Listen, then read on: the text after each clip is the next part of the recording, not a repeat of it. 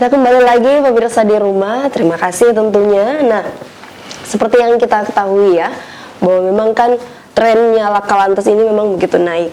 Terus juga yang disampaikan tadi Ibu Lucy bahwa angka pembayaran santunan pun juga naik ya, bahkan ini belum sampai setahun biayanya sudah sama dengan biaya setahun kemarin menyantuni untuk para korban laka lantas. Ini kan berarti menjadi PR kita semua, dan bukan hanya dari pihak terkait dalam kepolisian, jasara harja, dinas perhubungan ya, tapi juga ini bagaimana masyarakat sebenarnya. Nah, lantas saya mungkin kembali ke Bapak Jarwadi. Ini kan sudah berlangsung 1 minggu operasi zebra.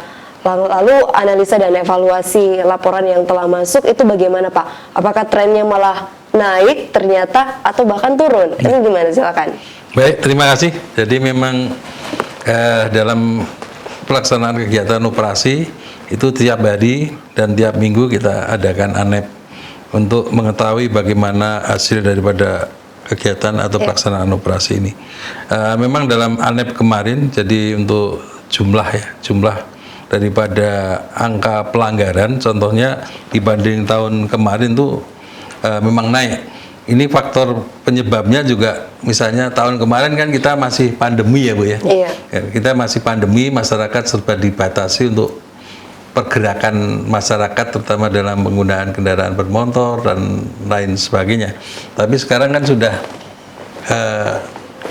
tidak pandemi lagi, jadi masyarakat mungkin secara bebas kemana saja, kegiatan apa saja. Jadi memang mengalami kenaikan, contohnya di jumlah pelanggaran ya. Pelanggaran itu selama 1 minggu ini sudah mencapai 745 pelanggar. Sedangkan untuk teguran sendiri seperti yang saya sampaikan tadi, di samping kita melaksanakan penindakan juga melaksanakan teguran untuk pelanggar masyarakat. Dan memang untuk data yang kita terima dalam ANEP tersebut sesuai yang disampaikan Ibu tadi, memang usia-usia produktif ya, usia-usia produktif yang terlibat kecelakaan. Jadi kami mengimbau kepada anak-anak muda sebagai generasi bangsa agar selalu patuh dan taat dalam berlalu lintas sehingga tidak menjadi korban yang sia-sia di jalan. Sementara untuk yang data hasil ANEP bisa dijelaskan oleh Pak Ishak. Iya, silakan mungkin Pak Ishak bisa menambahkan. Ya, baik, kami akan menyampaikan hasil analisa evaluasi minggu pertama kegiatan operasi zebra tahun 2022. Untuk data kecelakaan lalu lintas mengalami peningkatan yang sangat signifikan, di mana peningkatannya mencapai 183%. Wow. 183% ya. Di mana kejadian laka di tahun yang lalu di operasi yang sama zebra itu cuma terjadi 6 kasus. Sementara di tahun ini di minggu pertama saja sudah terjadi 17 kasus kecelakaan. Itu baru kasusnya. Terkait dengan korban meninggal dunia, itu jumlahnya masih sama. Tahun lalu cuma 1 korban meninggal dunia, tahun ini juga masih 1. Mudah-mudahan tidak lagi korban setelah sampai selesainya. Itu harapan kita. Terkait korban luka berat, ini mengalami peningkatan, cuma jumlahnya tidak terlalu tinggi. Di tahun lalu tidak ada korban, di tahun ini ada 2 korban yang luka berat. Untuk korban luka ringan ini mengalami peningkatan yang cukup tinggi juga. Di tahun 2021 jumlah korban luka ringan itu cuma 12 orang. Tetapi di tahun ini mencapai 21 orang. Jadi ini memang jadi PR bagi kita semua, Satgas Operasi, bagaimana dalam pelaksanaan operasi ini bisa melaksanakan tugas secara maksimal untuk menekan angka kecelakaan yang sangat tinggi di wilayah Sulawesi Tenggara ini. Iya, apalagi kan sekarang sudah ada juga itu tadi tilang elektronik ya, diharapkan kan ini bisa membantu untuk menekan angka pelanggaran yang terjadi. Jadi bukan hanya ketika ada operasi zebra sendiri, dalam kegiatan sehari-hari pun juga akhirnya semoga masyarakat menjadi ada rasa bukan takut juga, cuma kepedulian lah. Ketika berkendara maka harus berhati-hati dan memang sesuai dengan standar yang sudah ditetapkan ya untuk di lalu lintas sendiri. Oke, saya kembali ke Bu Lucy. Jadi Bu, kalau melihat kan sekarang memang trennya naik ya. Di Jasa Raja pun juga trennya naik juga. Nah ini kan berarti yang menjadi perhatian kita untuk sebenarnya apa sih yang bisa kita lakukan agar merubah, paling tidak meminimalisir sih sebenarnya kejadian kasus ini terjadi. Menurut dari Ibu sendiri, seperti apa langkah awal yang mungkin dari pihak Jasa Raja lakukan? Selain melakukan sosialisasi, apa saja sih Bu? Silakan. Tadi selain juga bersosialisasi, melakukan sosialisasi kepada sekolah-sekolah, Jasa Raja juga berperan aktif di forum lalu lintas seperti yang tadi disampaikan oleh Pak Jarwadi. Kami melakukan rapat membahas tentang permasalahan ini sehingga dirumuskanlah apa yang akan kita lakukan terhadap tahap pertama, tahap kedua gitu ya, jangka panjang, jangka pendeknya. Nah, Jasa Raja sendiri juga berperan aktif ya untuk dapat bersama-sama dengan pihak-pihak tadi yang di dalam forum untuk ikut serta dalam program-program tersebut atau dalam upaya-upaya penekanan kecelakaan tadi. Nah, untuk Jasa Raja sendiri, apa yang bisa kami lakukan adalah kami melakukan seperti layanan kesehatan kepada supir-supir kendaraan umum.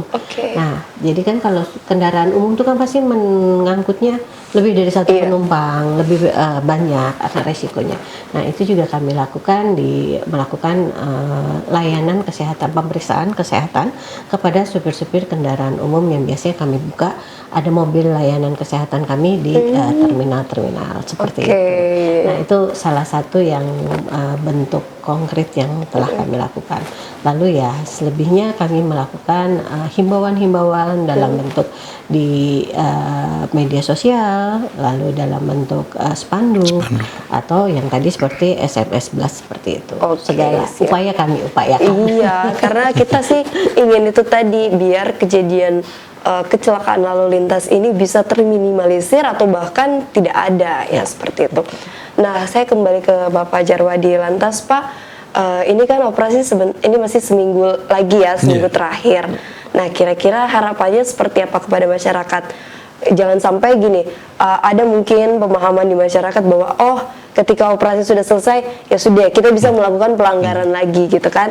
Kita tidak usahlah menaati peraturan lalu lintas gitu. Nah, ini bagaimana untuk merubah mindset masyarakat yang seperti itu, Pak? Silakan. Baik, terima kasih. Jadi saya mengimbau kepada masyarakat Kota Kendari khususnya maupun masyarakat Provinsi Sulawesi Tenggara pada umumnya.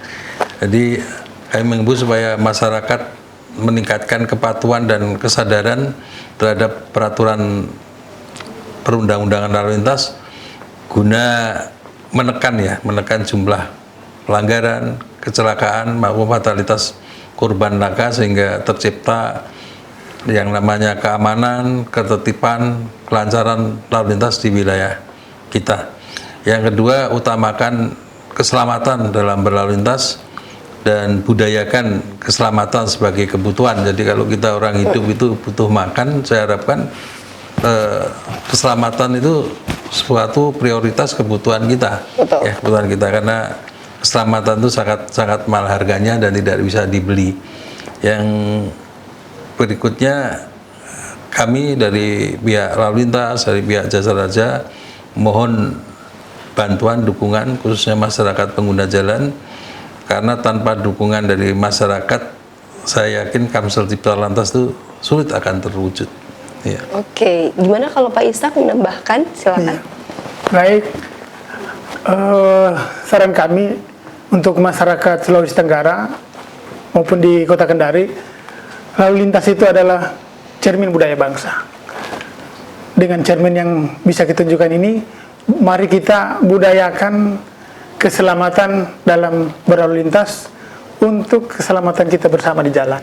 Dan yang terakhir, stop pelanggaran, stop kecelakaan, keselamatan untuk kemanusiaan. Oke, ya, dan Ibu Lucy mungkin menambahkan dari pihak Jasa Raja. Iya, himbauan tetap sama ya Pak ya. Iya. Bagaimana menjalankan tertib di jalan itu memang wajib ya. Karena tadi seperti sering kita dengar kecelakaan itu diawali dengan pelanggaran. Sehingga tadi yang dihimbau oleh Pak Jarwadi, Pak Aji, Pak Ishak ini adalah apa ya, yang sudah menjadi kewajiban masyarakat Kita bersama, di jalan raya itu adalah tertib dan saling menghargai, sehingga jika tidak terjadi pelanggaran, insya Allah tidak terjadi kecelakaan. Iya, baik. Ya, intinya mari sama-sama sadar dan peduli bahwa keselamatan, ketertiban, berlalu lintas merupakan suatu pokok yang penting, dan marilah menjadikan hal tersebut sebagai suatu kebutuhan sehingga kita tidak akan dapat hidup dengan baik apabila tidak memenuhi kebutuhan tersebut. Dan tidak terasa pemirsa sudah rasanya saya sudah berada di penghujung acara, tandanya saya harus pamit dari hadapan Anda. Namun sebelumnya kembali saya ingin mengucapkan terima kasih kepada ketiga narasumber saya. Yang pertama Bapak AKBP Jarwadi selaku Kasubdit Kamsel Ditlantas Polda Sulawesi Tenggara, juga Bapak AKP Izak selaku Kasidikmas Ditlantas Polda Sulawesi Tenggara, dan juga Ibu Lucy Andriani Kepala Jasar Harja Sulawesi Tenggara. Terima kasih pemirsa Sultra TV, juga terima kasih atas perhatian Anda. Ayo mari sama-sama kita stop pelanggaran sehingga nantinya kita dapat menstop kecelakaan, dan tentu mari mewujudkan Kamseltib Carlantas yang presisi. Ayo tertib lalu lintas. Akhir kata saya beserta kru yang bertugas pamit. Wassalamualaikum dan sampai jumpa.